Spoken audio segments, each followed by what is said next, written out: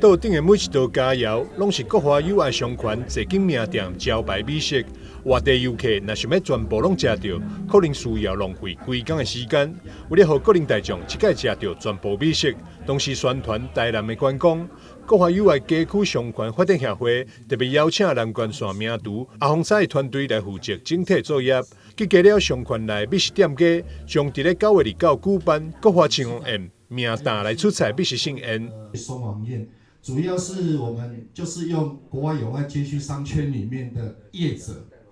我感觉做相关的做理事长的任务，就是甲相关的业者，互有机会曝光，会当带动着因的生意，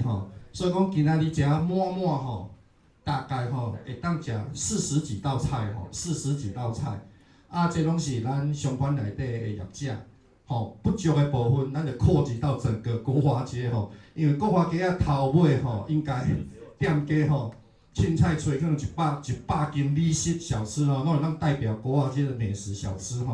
那么我们也希望这个活动我们其实一开始我们是学习台北的那个宁夏夜市，也有一个宁夏夜市千岁宴，他们今年刚好办第13年。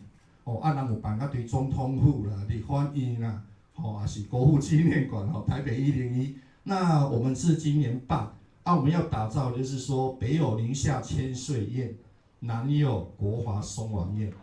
庆丰宴不只会当食到国华友爱商圈的经典美食，还为每一位参与者准备伴手礼、抽奖活动等。上大奖是电动机车1台，这么好康，居然市长黄伟泰也想要订到。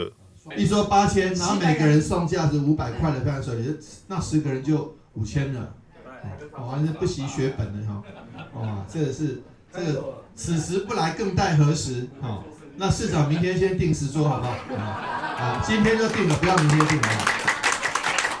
国华友爱街区发展协会理事长戴永明表示，碍于场地限制，全部倒数只有36道，名额有限，欢迎各人大众把握机会报名，做伙来台南吃美食、抽机车。记者张世维采访报道。